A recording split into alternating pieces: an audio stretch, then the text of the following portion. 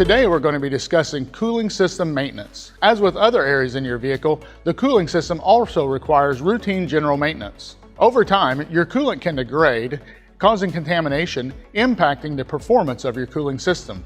As you can see here, contamination within the cooling system can cause rust, scale, contamination of the gaskets, which can all lead to system failure.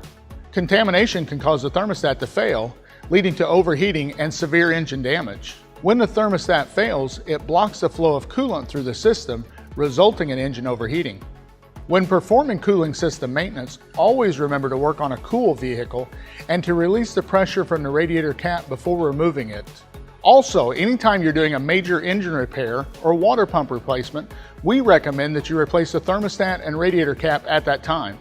You'll need to refer to your service information for your scheduled routine maintenance on the cooling system.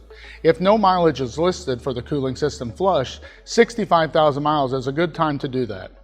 After any cooling system repair, it is also recommended that you check for any leaks using a cooling system pressure tester.